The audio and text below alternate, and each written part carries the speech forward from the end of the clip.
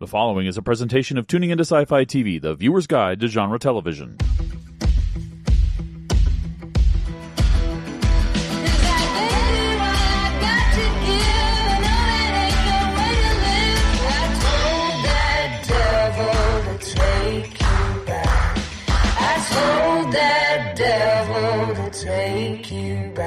Hello everyone, this is Kevin. I wanted to give you a quick introduction to this recording. This was done at DragonCon 2025, and if you're not already aware, this is a convention that takes place in Atlanta, Georgia, over Labor Day weekend in early September every year. This is the world's largest fan-run convention, with approximately 75,000 attendees. The convention covers topics like sci-fi, fantasy, anime, pop culture, science, space, and much, much more. There are more than 35 different programming tracks, along with hundreds of celebrity guests. But the core of why DragonCon is so amazing to me is because it is so fan-focused. For the fans, by the fans. The fan discussion panels are what I love the most. This was my 21st DragonCon, and this is an event that has to be experienced to be believed. Now, please keep in mind that this recording was not done using a professional sound system.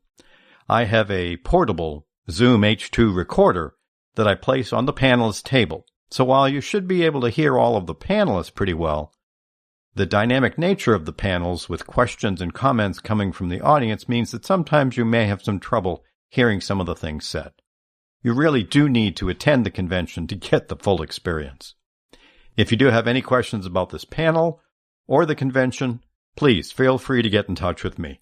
Enjoy. Good morning, everyone. All right, welcome to our 10 a.m. on Sunday. Congratulations. Yeah, maybe a couple round of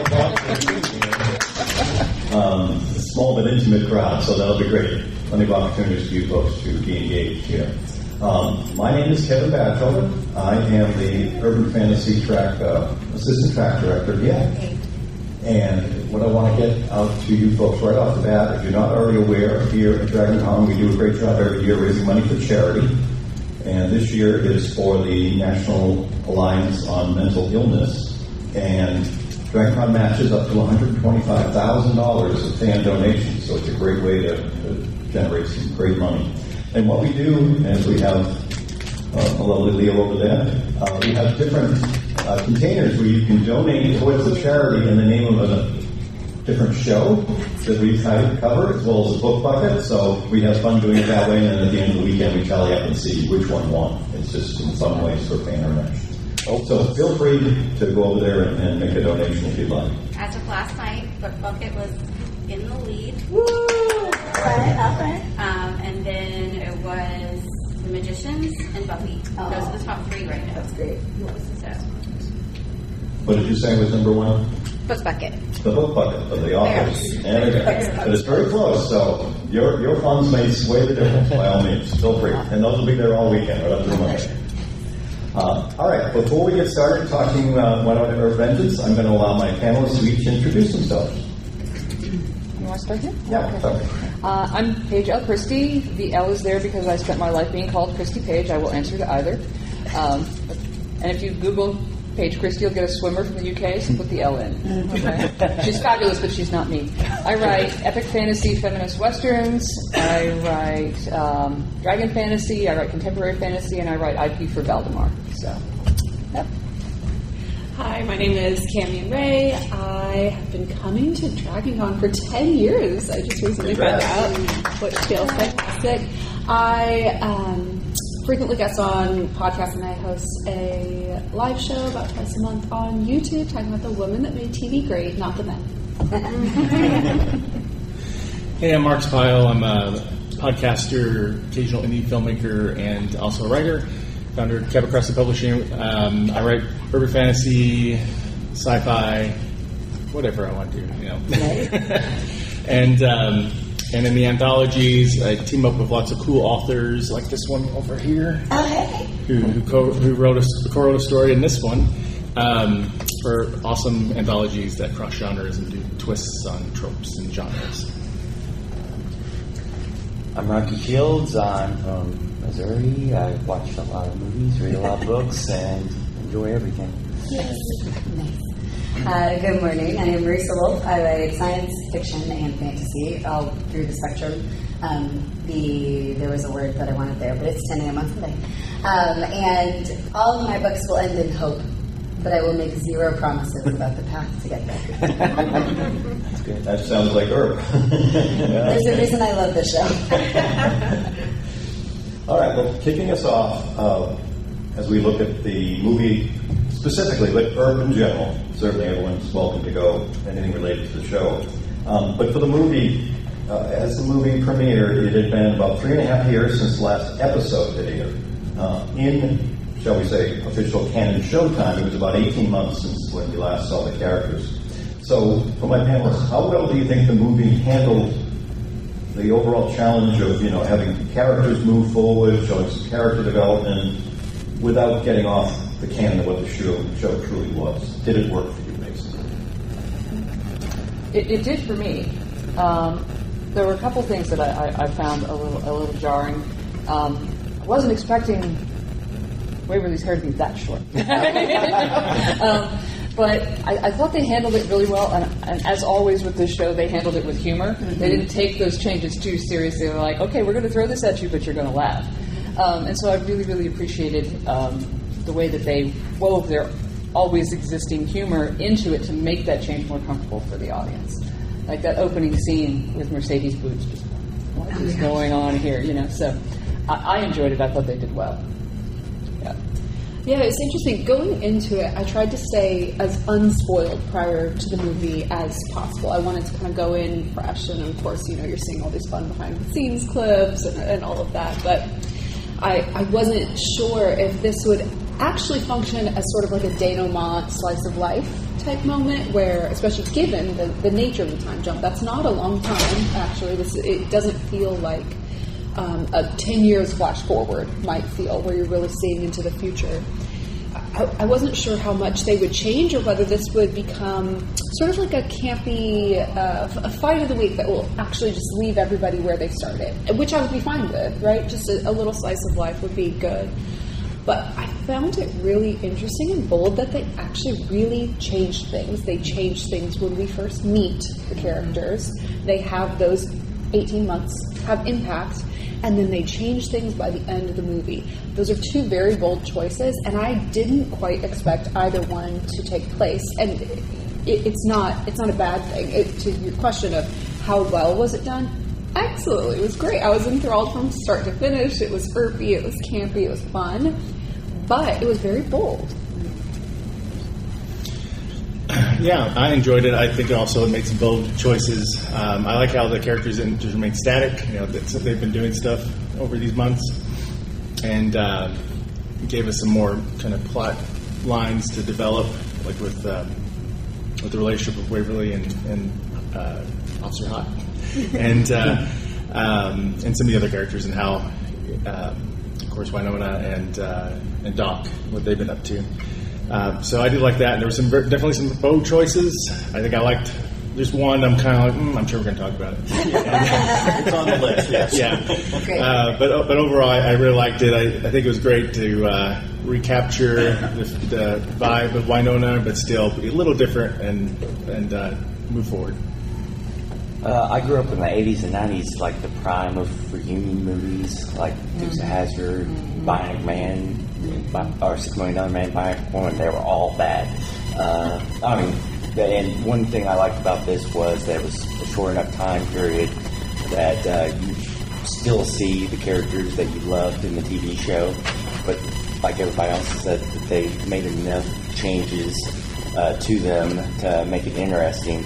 And the fact that they just had their chemistry still, because a lot of those reunion movies in the 80s and 90s, it's like it'd been so long that it's like, ooh, they don't work quite as well as they did. So for me, just the fact that they felt like the same characters and their chemistry was still like spot on. And I love the fact that they opened up with Nedley. He was always one of my favorites in the TV show. So I love these characters. I love the vibe. I was so excited to watch the movie, and it had been a long time since I didn't rewatch the show first. So like the whole beginning, we're full spoilers, right? Like we're okay. I was like, isn't Mercedes a vampire? What is happening? Yeah. But there were times I was like, I feel like this is off. What's off? But it was partly my memory, and then partly I think they were trying to smooth things so people who hadn't watched the show, where they were trying to pull in. So like, you don't need to know Mercedes is a vampire, maybe, I guess. But I was like, this feels okay. And so there were some things I was like, I'm mad about it, but I will, again, you give me that cast on screen and I will watch them like up in the phone book. I don't know, they can like tear a page out one at a time and I'll be like, I'm in, let's go. So we still had the snarky banter. There were a couple of things that, I laughed out. I had to rewind because I was still laughing so much. Because I was like, did she really just, she did just say that. And then they did these little moments that really made it feel like some time had passed, but these characters were still who they were, like the bar fight scene, when Winona's just like, baby girl, your journey. I was like, oh my God, I love you guys so much. But yeah, there were things I was mad about, and I had to go read like behind the scenes stuff to know that like Emily Andros would change it or recover certain things if we came back. Like, just let Winona and Doc be happy. Just let them get their baby and live on the mountain. That's all I want, man. Like, so. Yes, we all want them to be happy. Total bliss, but let's face it, that's not good TV. So. It's also not who they are as people. So. Yeah. What about you folks in the audience? Any thoughts on just generally if it came together the way you expected? It was stuttering. I agree with you, Paige. It was, a little bit stuttering in the beginning until you were like, okay, now we're in the swing. Because I didn't rewatch any of the series, but I kept being like, okay, wait a second. And she would have to remind me. But I did find it stuttering in the beginning, but loved where it went. And at one point, somebody, I can't remember which character says it, this feels less like a reunion and more like a reboot. Yeah. And I was like, well, what does that mean? Going forward. And then the very last, we'll get to the very last thing with Jeremy. But, yeah, I'm not going to go off track. That's okay. Yes? I thought it was kind of a bold choice not to make Winona and Doc happy because she's been hunting demons. He was in a well for 100 years. Mm-hmm. We're not really going to go back to the happy nuclear family right away. We're going to have an adjustment period. And I thought that was an interesting and bold choice, because it doesn't snap them into that happy ending that we all want for them. I thought that the reboot was a good time, like the show was. I think it was a good time, and I'm kind of like you. You put those people on screen, I'm watching it. I'm watching it. So I enjoyed it very much, and the stuttering I felt like was the fact that they hadn't been together for so long. It felt like seeing old friends again to me. It didn't feel like the show faltered. I guess that's how I took it. Mm-hmm. Any other thoughts? And I guess I was just so happy to have something. And that's what a lot of us gravitate to, whether they're sitting around doing the dishes or whatever, we'd rather see them on screen. Now, I think it came up a little bit in some of the answers on that first question there, but I'd love to hear the panelists' thoughts about how they felt that the movie did as far as balancing that, shall we say, fan service, things like watching Winona put on another coat, buy baby girl mentions, a lot of those things we'd expect, along with making it new viewer friendly. Mm-hmm. So that's the tough balance. Why don't we start at the other end? Oh, great. I don't know how new viewer friendly it was. Like, I could see the effort made to do it, and I think a new viewer would still have a lot of fun and probably be intrigued enough to go watch the show. But as a standalone or as a welcome to, I would never point somebody there to start, ever. So I think for the fan service, I think we got a lot of really fun moments and comments, and I think everybody had at least one, I think everybody had at least one moment that I was like, there you are. Like, so good.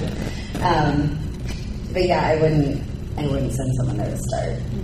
And I think that might be some of my issues with the movie is that I think it tried to be a place to pull new people in. that's real hard to do. So. I will say, since it had been a while since I'd seen the show, I'd always turn to my wife and be like, "Hey, is this? Do you remember this right?" But so, I mean, one thing, if you haven't seen the show for a while, it had enough in it that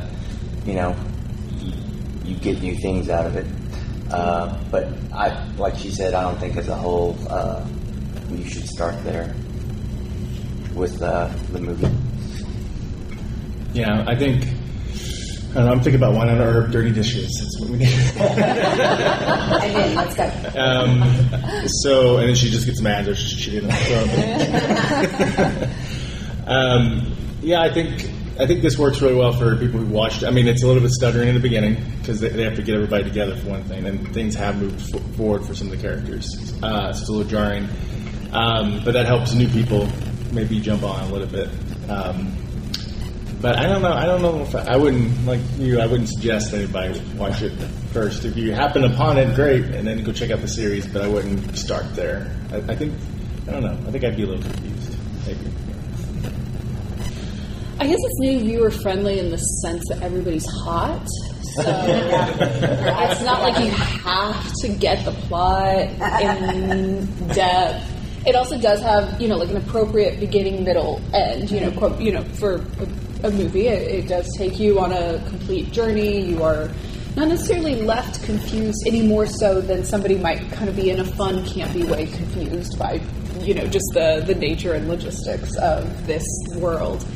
It does also give you an appropriate representation of each character, while still certainly you're going to be left needing and wanting more, and you'd have to go back to the series if you were, wanting that, or maybe you're vaguely familiar with the concept of Earp world, but you have not watched Wynonna Earp, the movie or the TV show.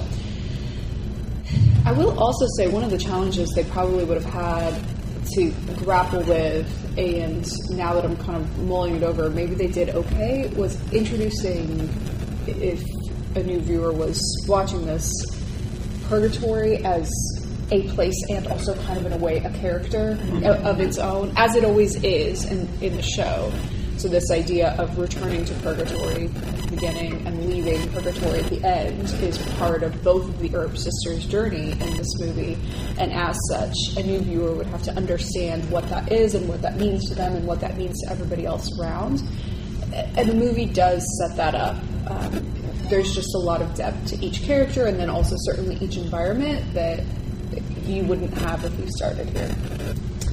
I kind of liken it to, I was that horse crazy kid and picked up The Horse and His Boy in the Narnia series, not knowing it was part of a series. Yeah. And I enjoyed it, but I knew I was missing a lot. There was context that I did not understand. I enjoyed it, but I didn't really enjoy it until I read everything else and understood where it fit. Mm-hmm. And so that was kind of the thing I thought of when you asked that question, is it's like picking up a book out of series, but it's a standalone book, and you're like, there's something missing here, there's something I'm not getting. And I think it would intrigue me enough to go watch the show, but there were places in it where I would definitely have been lost as a new viewer. And I think that's just the nature of pulling a one-off out of something that has so much history and depth among the characters. I think that's just the nature of it. Yeah, and the showrunner, the writer, Emily Andrus, talked about that in some interviews, that it's tough, that balance is tough, and as a couple of you said, the real goal there for the new viewers is just to get them to say, wow, that's intriguing, I do want to go find the series. Not that I just enjoyed this on its own, it was a trigger to go do something else. That's a tough balance. Was there any, quick question for you folks, was there any, shall we say, fan service or thing you wanted to see happen between the characters, or that didn't? The only thing I really wanted, because it was so rushed in the last season, was more on Waverly as the angel. I didn't need the dark angelness of it all, but it would have been a nice reference, at least. It was just totally invisible in the movie. She was just infected by the demon, and then it was gone because she got hit by a door. I was like, okay, but I would have loved to see a little bit more of that. Yeah, even the brief reference to that whole thing was just passive. I'd still be stomping around in the mountains if it hadn't been for you, or whatever. I was like, wait, that's all we get there? Yeah.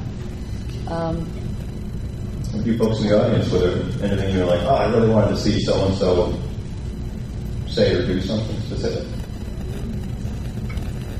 Allie? Yeah. Alice. Yeah, Alice. Really Yeah. nice to see Alice. Just a Aunt picture. Gus again. Be nice to see like how that's going on. So like in the future, we can see all that. Did the Hellhounds go to her?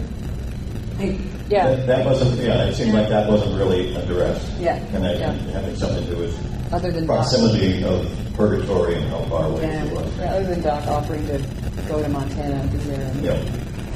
Yeah, that was the thing. Because we saw her picture, Yeah. and we knew she was in Montana with Gus, and that's like all we got without Alice. Yeah. Okay. But what can you do in an hour and a half with that many characters? Yeah. It's like, seriously. Yeah, that Like, is such a balance. It's so tough to do. yeah. I would like a little more Jeremy. It's more. Yeah. Some German really reacted to it. Yep. That's what leaves us wanting more. So, Yep. That's not a bad thing. not a bad thing at all. Now, being a quote standalone movie or story, if we kind of want to refer to it that, we got a new villain. What did we think of the villain for this one, or her villain, shall we say? I didn't see that one coming. That one was. When you're tying. I mean, this was directly a Winona demon. This was a demon for her in particular. It wasn't the overall curse of the family. This was a demon that she actually, in a way, created through her own trauma. And I thought that was a really, really interesting choice, that this was very specifically targeted at her in her journey and where she was. And I really enjoyed that absolute focus that everything pivoted around. It wasn't a big bad. It wasn't a world-ending thing. It was very specific to her and her history and her trauma, and that made the whole arc of the movie work because it was her journey out of that. And I thought that was a really, really smart choice. I thought the actress Karen Knox, every scene she was in was excellent. My favorite was when she breaks Sheriff Nicole's finger to get the ring, and just her dialogue during those scenes were excellent. But I thought overall she wasn't too overpowered. She fit perfectly in the world of Winona Earp. Yeah, she's not my favorite of the villains. There's some really good ones in the past, but she was good, and it's usually like your traditional movie format where you have a character who's got both an external conflict and then an internal conflict. This introduces more of that internal conflict wrapped into her trying to move on, move past her trauma. So I think that was a good choice for that character, for that movie. With her being created by Winona and previously, what was it, social worker? Yeah. You have this setup where, yes, she is the big bad, but in a sense, in Winona's mind, Winona is the big bad. Winona created this, and so ultimately the villain is regret. The villain is guilt. And when we think of it that way, it starts to make the 18 months make a lot of sense as a choice. Because they've had just over a year to process quite a lot of trauma. So not enough to process it, but enough to get to this regret and guilt stage. And that then becomes personified in Nina. And I think that in doing so, and I'll touch back on your previous question, which is, what fan service did you want to see? And what you heard, I think, probably in like everybody's first answer is, we loved it, we just wanted to see just a bit more happiness in the characters. And that, whether that be a happy ending and, some folks not dying or whatever, that's ultimately what we're looking for in fan service.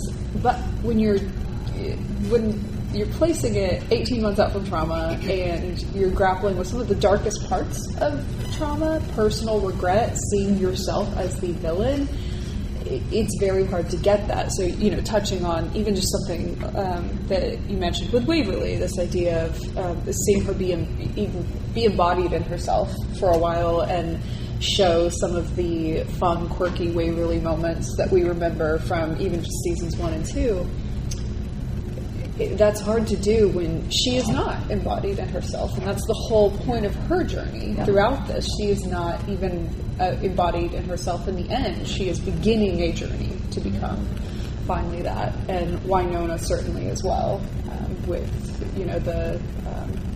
her own tragedy at the end.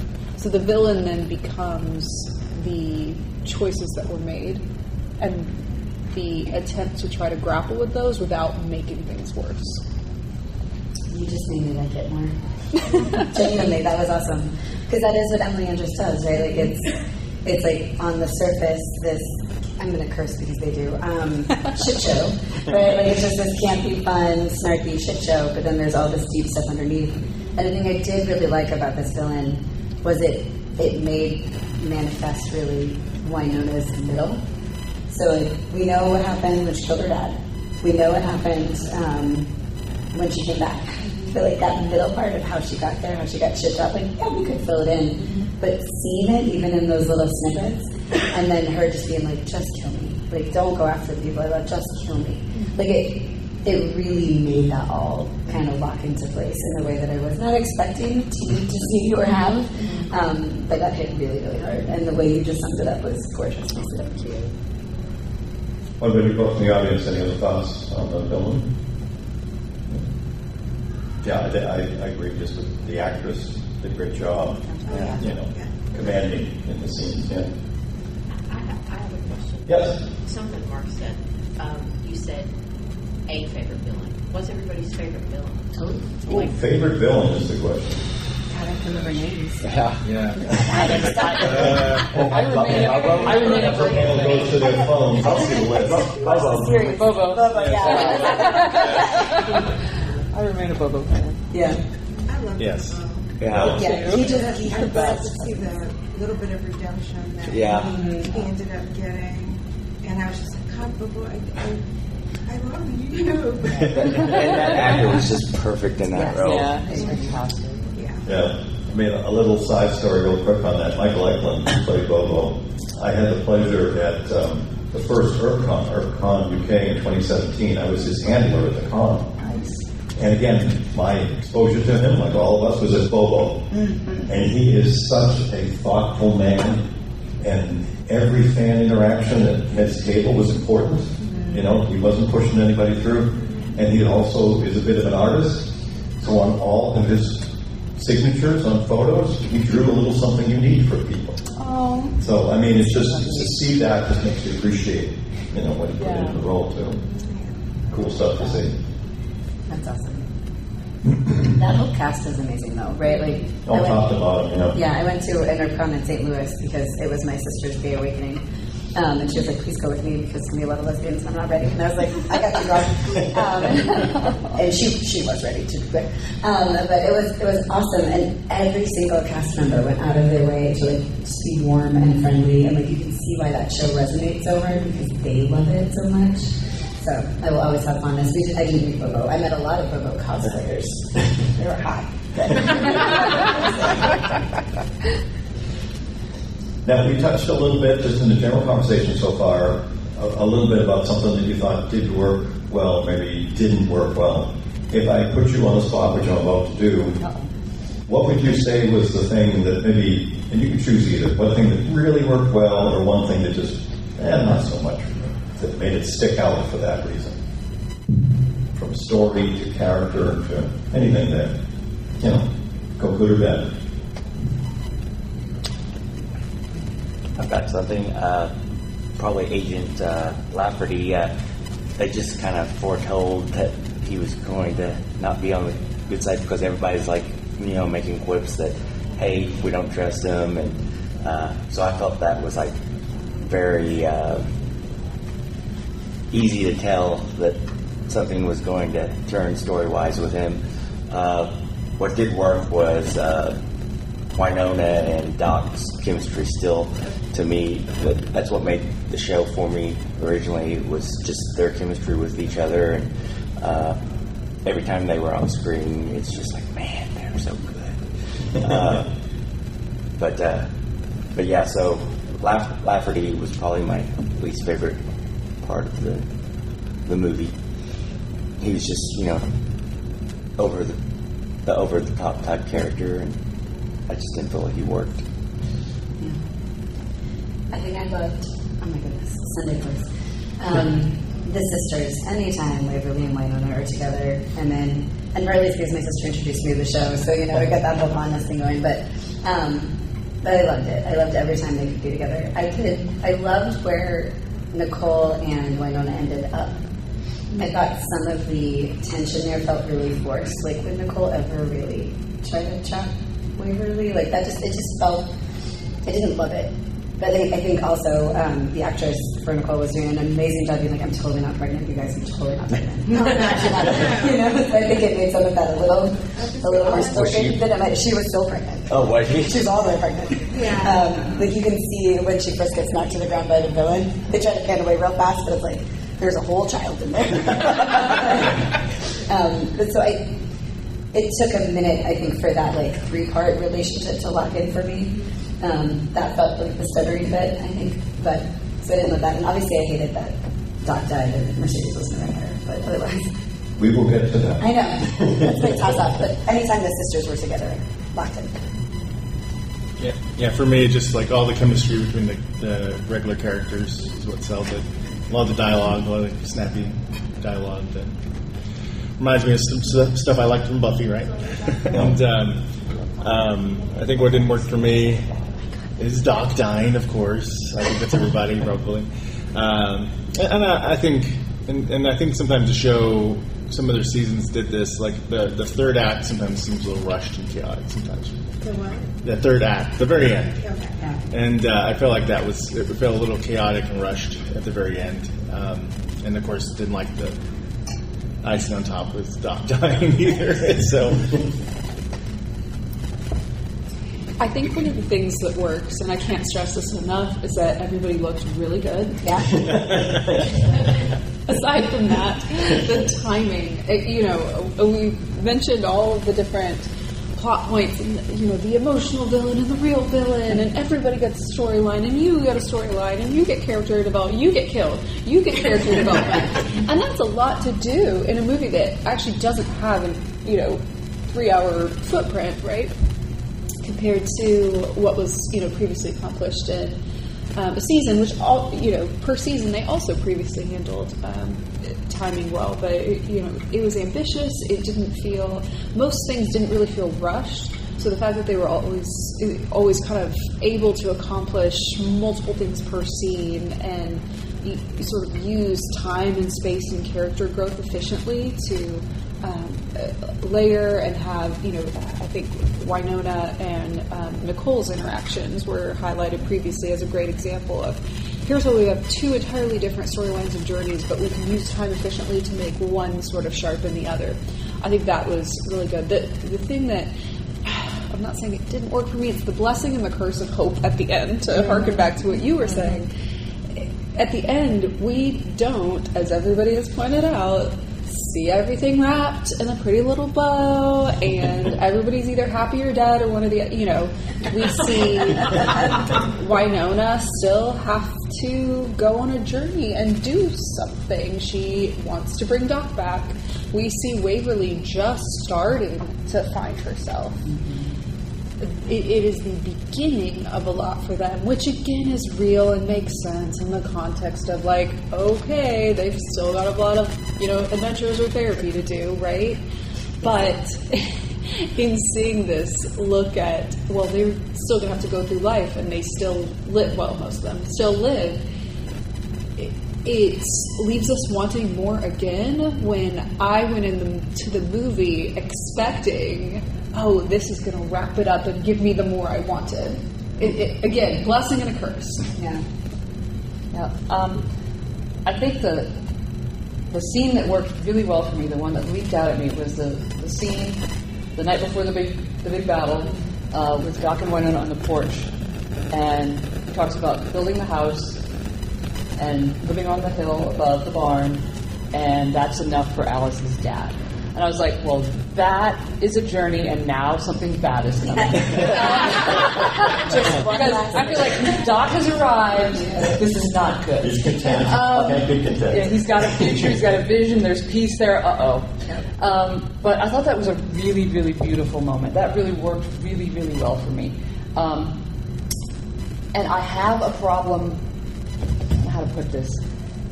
I don't like deaths that don't feel appropriate to the character, and I think that's the problem I had with Doc Death. Not the fact that he died, but it didn't feel like the death that character had earned. And so I was like, yeah, he's not really the washed-up gunslinger, and he's up against all these guys, but it didn't feel powerful enough for me for that character, and I think that's the one thing that really didn't work. It's like, and my thought was, okay, well now you've got to bring him back because this isn't the way this character goes out, and that is kind of how. That's the one thing that really didn't work for me. But then there's that whole scene at the grave, so I was like, oh, okay, well, all right, maybe that's why they did it this way. So I did have one other.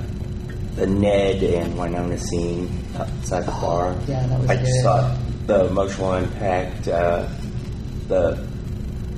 basically them two, that whole scene just was like so emotional, and I thought worked really well at that time in the movie.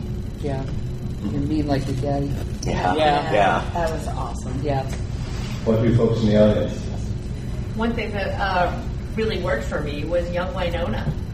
And we know now that Melanie Scrofano recorded all the lines for her.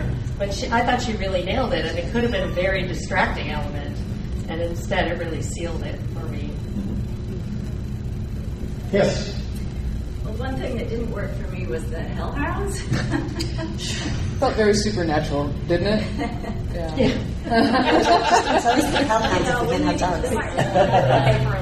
Okay, it's just people wearing raggedy clothes. Did they run out of money?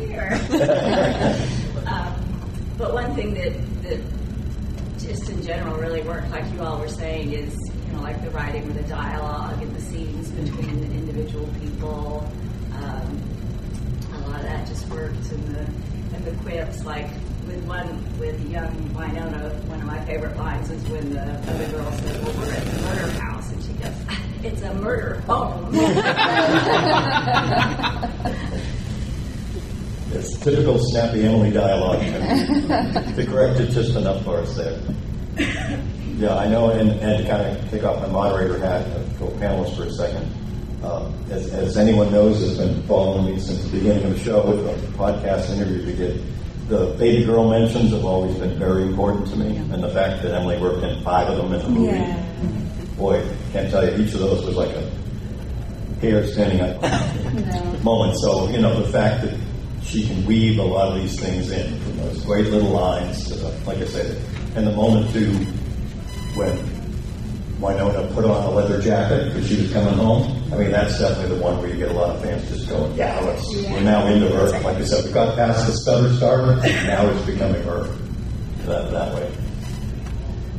Now, since I don't want to finish the panel on a downer, let's talk about Doc now, and then I can get some other fun questions after.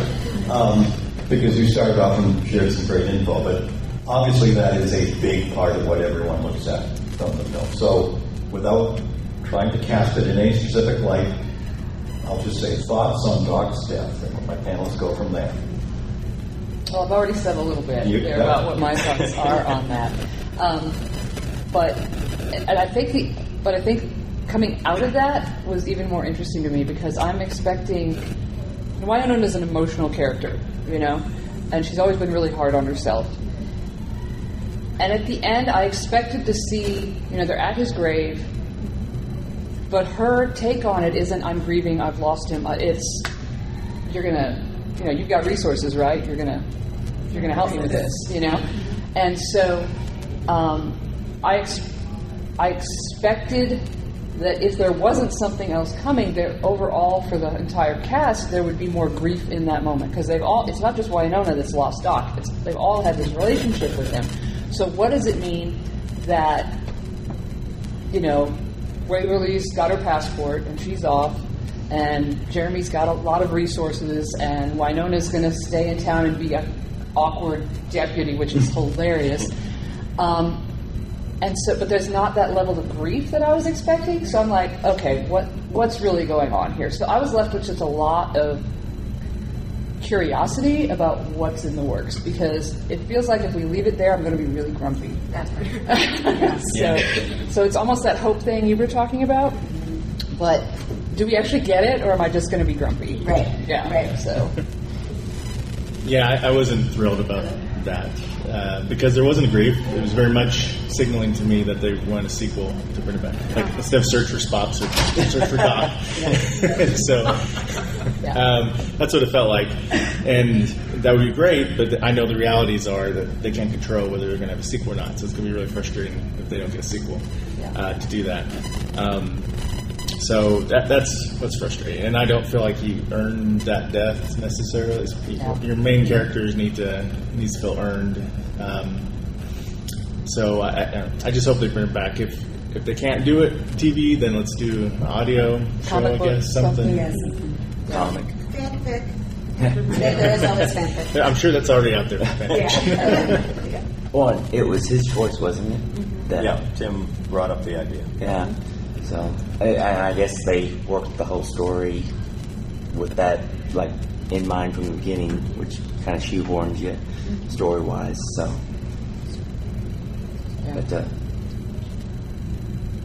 but yeah, it was just one of those things where, like everybody else said, it kind of felt unearned. So, and you know, people die in the real world without. All the time, but this is my Earth world, and I want what I want. I agree.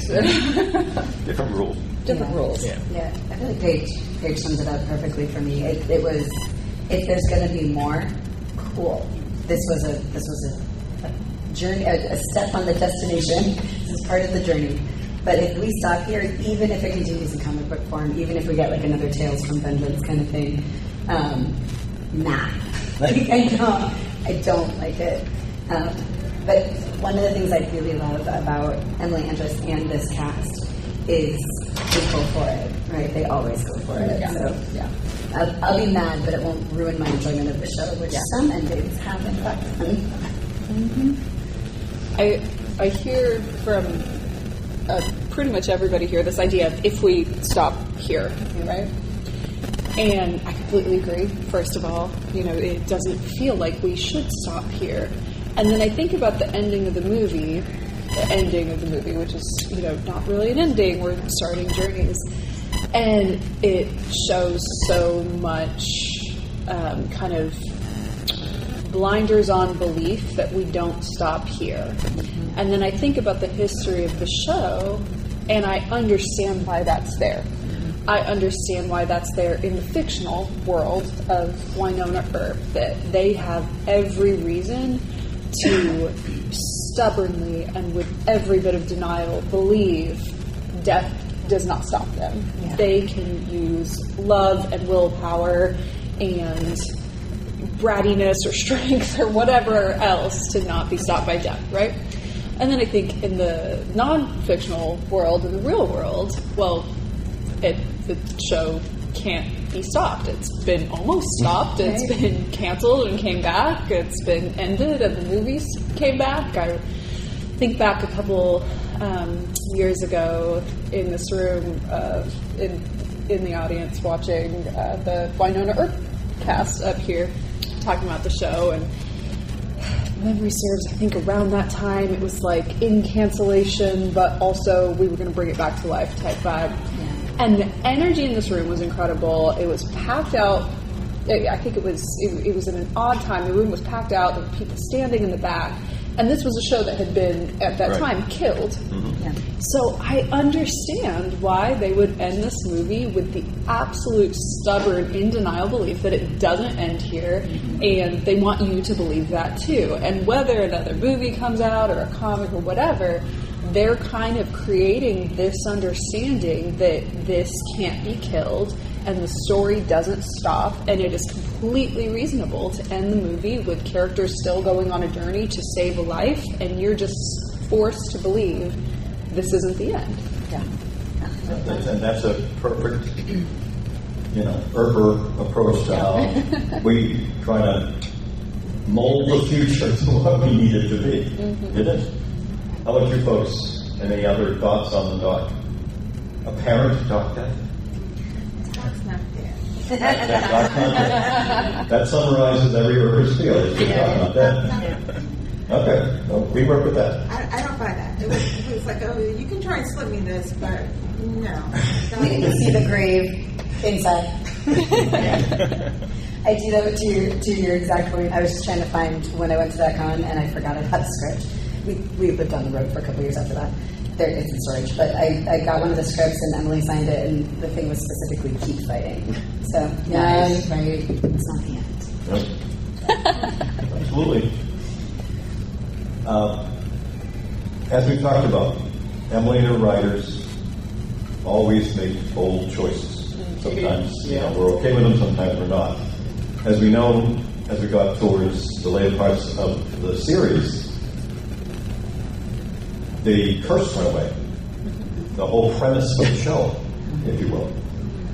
Again, bold choice. And in this movie here, we have Winona giving up Peacemaker.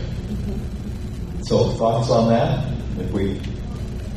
When we get more, what would that mean for Winona?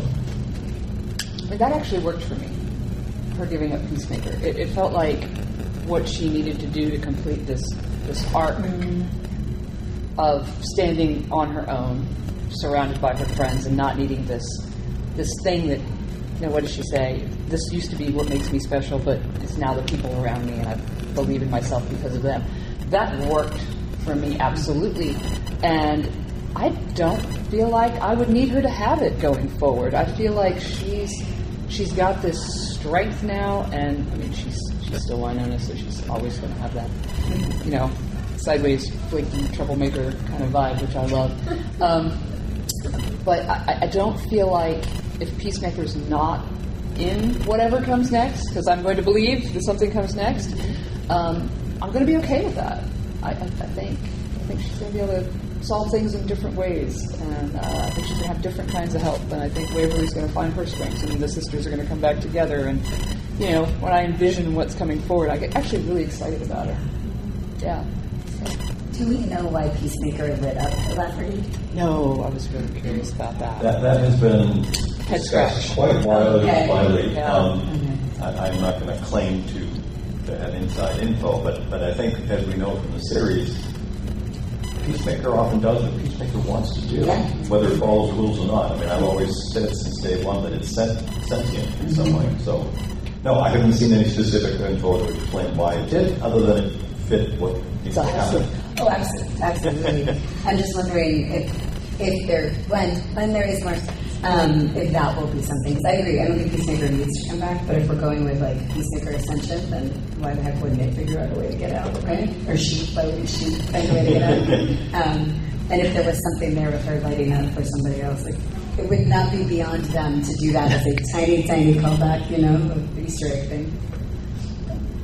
Yeah, and Waverly being an agent, she's got a lot more resources to be on. So, like everybody else said, I thought it worked well, and if they do have anything in the future, she's got the resources now and to solve things differently. And story-wise, I mean, it allows the writers to go in all new directions, so which is important when you're creating something to be new and to try different avenues, not tell the same stories. Yeah. I felt like she internalized Peacemaker. Like she doesn't need the physical gun in and of itself to have the power that Peacemaker gave her. So I feel like she internalized it, and then that Peacemaker made the decision, to be passed on. Interesting. I like that. Yeah, I think if someone told me before I watched it that she was going to do that, I'd be like, "You're crazy." It's like Buffy not being a Slayer anymore, or Grimm can't see supernatural or whatever. But after watching it, I was like, "Yeah, it makes sense. That works. It works more for me than Doc dying, honestly."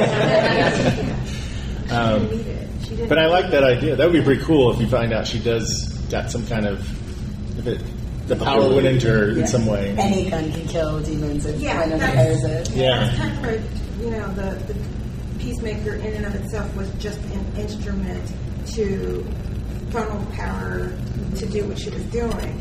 But, with the confidence and everything she got with Peacemaker, she's realizing, I don't need Peacemaker. And Peacemaker is saying, you don't need me to do the work that you're doing. Maybe the real Peacemaker was the friends we made along. I can't accept it. No, I love it. Weirdly enough, I saw Winona and Peacemaker's separation as kind of a parallel to Waverly and Nicole's separation, in that they are physically going to different places, but there is still a bond there, right? So we're separating off characters so that they can grow and change and grieve and, whatever, go to therapy, rage out. And by separating Winona from Peacemaker, while also having her partner die, she and her sister's gone off, and she's not alone. She has the character of Purgatory. She has Nicole. She has everyone else. And in her mind, to an extent, she still has Doc because she still has the belief that she can bring him back, even. She still has Peacemaker because Peacemaker exists in the world, perhaps also as a power inside her. Who knows. But from a physical standpoint, she is somewhat alone, and that sets her off ready to go on a journey when she accepts that she's on that journey, in the same way Waverly is now ready to go on a journey and has accepted and is more, visibly going on it.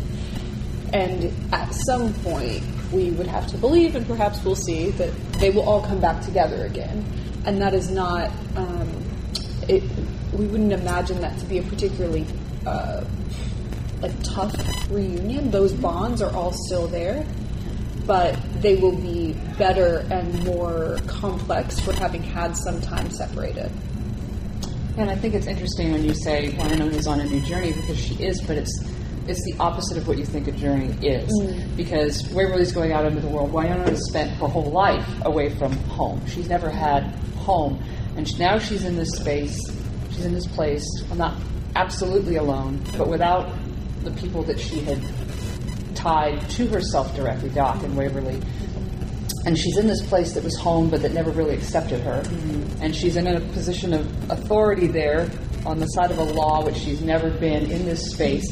And so her journey now is not to go out, but to come in and figure out, can I be at home? Can I form a home? Can I find a peace? Am I now a peacemaker for myself, as you were saying, that internalized power? And so everybody's journeys are usually out, and for her, it's within Purgatory to settle and find a home and belonging that she's never had, even in that space. So I think that's a really interesting place where they left that as well. If they did do something else, let's say in 5 years, would you rather it be pretty close right after the story that ended in Vengeance, or would you rather have, a longer time? Rocky, you reading my notes? Sorry. No, don't apologize. That's where I was going to go next, is when we do get that next likely film, although we saw the whole season.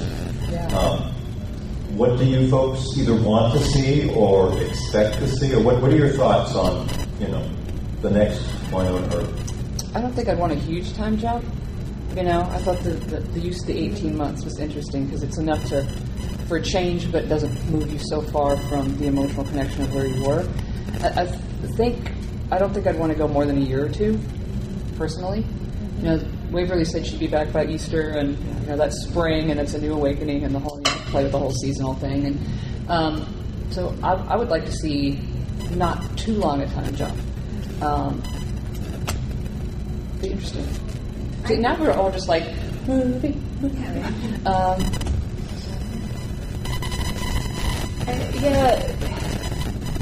I agree with not too long of a time jump. Also, in order to keep our connection to the characters, for the first 4 seasons, even when there were gaps between seasons and cancellations between seasons and what have you, we were still able to, within a vaguely timely manner, follow the characters' lives and journeys. And by having an 18-month difference, it's like we got to catch up and figure out where they've been all these years, but it's not like we've, been in their world like 10 years without them. So it's not like Deadwood. Yeah. So we don't feel like we're missing, like an entire season of their life. Yeah. As for what I think would be, interesting to do and explore would be the idea of legacy again, now that some time has passed from the show. Re-explore what has been alluded to quite a few times here, the idea of Winona, being with her child and having kind of a family environment that she wants, but she is scared of still to an extent. And by having her separated from Doc for X amount of time, it would theoretically allow her to explore what Paige is outlining here, this idea of, can I build a home? Can I protect myself and a child? Can I create peace? Can I create stability? She would get to explore that, alone but within community. I think a tendency might be to assume that in the absence of Doc, Winona creating a home would rely extremely heavily, to the point of codependently, on Waverly. We would have two sisters creating a home together. And there's nothing wrong with that, but we do see that dynamic already in the television show several times. So seeing her do it alone and seeing Waverly create a home, in her own mind, at least, alone, lets us explore the, probably in the weirdest, campiest, kookiest, and still death-filled way, the idea of two Earp homes, and what that looks like. Yeah, I don't want too much time to pass. Get too long, their kid's going to be grown up. Which is common in these shows, actually, now I think about it. I hope not too much time passes, because I don't want Winona and all of them to be without Doc that long and change too much. So I hope we get a return, and a year maybe goes by, and we get the search for Doc. Maybe his spirit will be like in Peacemaker come back, and like it's got Doc's voice or something. I'd say like what Mark said about a year. I would love it to be like maybe a 6-episode mini-series, because you give more time to build up a villain, flesh out any new characters you bring in. Because like an hour 30-minute movie, it's just so hard to get all story elements to click. So that, and maybe like the first episode be like right after, and then have some time move forward. But I would prefer some episodes instead of just another movie. But a year would be good. Yeah, I think not 5 years. We're not going to do an Avengers thing here. So I think, and I love that idea of the miniseries of like maybe each one is a couple months apart or something, because they do such a great job of character development, and that's really hard to do in an hour and a half in a way that makes sense. So I'd like to see more. I know I've said it before, but I will kill someone on this. So I want more about Waverly's background as an angel. I want that to be part of her journey. I think that's a super cool thing, and not just me. The cast has also said they would have liked to spend more time experiencing that, or exploring that. I definitely want to see more Jeremy and Waverly, just like our best friending Black Badge. I think that would be amazing, like a Dolls reference. And I don't know if I want it to be the search for Doc. Like, I don't want it to be a search. It doesn't have to be called that. No. That's a terrible title, Mark. Yourself out. No. I mean, I don't know that I want that to be like the thing, because then at the end, like, we found him and that's the end. Like, I want him to be a part of something, So maybe we find him fast. Yeah. And that was kind of my thing. Like, first episode would be like right after the movie, they find Doc, and then you can have your story. Yeah. But because this means we have more, then I'm okay with the devastation. So, like, yeah, let's live in that for a little while. They can't get him back right away, but I don't want that to be the plot, I guess, because I want him to be involved in the plot in some way. I'm just very greedy and I want it all to happen, so get on it, Emily. Yeah, I mean, but really, really, they have built up enough trust that whatever it is that we get, I will be excited to have. And maybe I'll nitpick and be like, but anyway, but I'll be excited. Well, I think we'd all love to nitpick whatever we get. I know, we want to be there. I think, too, that there's something interesting that we haven't really discussed is what does it look like for Alice to be an Earp without the Earp person, without Peacemaker? What does that mean? I mean, maybe in 10 or 15 years we get a whole Alice series. Yep. Alice Earp. I'm just saying. Adventures of Alice Earp, okay. Search for Alice Earp.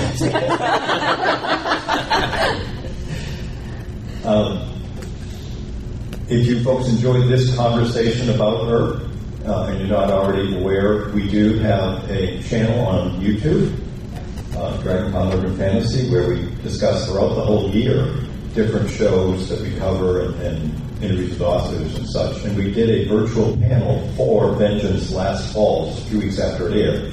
Different set of panelists. So if you just want to dig deeper into this specific topic, by all means, check out that and all the other virtual stuff we have up there, with more coming. A reminder, too, if you would, to rate this session and any you attend here at Con in the app. Those of us who help to run the tracks, we look at all the feedback, give it a number of stars, give some comments, what you'd like to see, what you thought could have been done better, whatever. This, is a con for the fans, by the fans, so we very much value that feedback. Please take the time to do so. Before we leave, as we always do, we have a giveaway of a book, the originals, The Untold Story. How we do this is, if you look under your chair on the top of the right leg, you may find a sticker. Look for one that's kind of this red color. And feel free to check out the chairs all around here in the room. It's here somewhere, but whoever finds that can have this book as a giveaway. Oh my God. You better sit on your chair. Yeah, the other colors there are giveaways. So if you can find that one, we've got the book for you. But if you folks would, round of applause for our panelists, please. Thank you all for coming. We appreciate it. Hope you enjoy the rest of your con. Thank you. Thanks, all. Thank you all. Thank you for being here.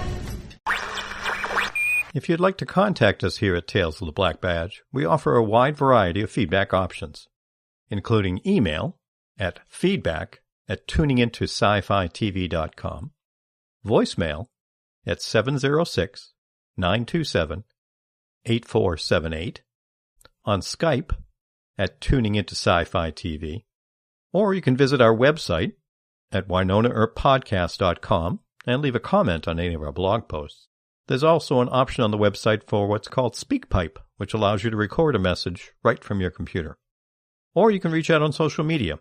We're on Twitter at WinonaEarpPod, and also on Facebook we have a group with thousands of Earpers at facebook.com/groups/WinonaEarpFans. You've been listening to Tales of the Black Badge, presented by Tuning Into Sci-Fi TV, episode 230, recorded at DragonCon 2025.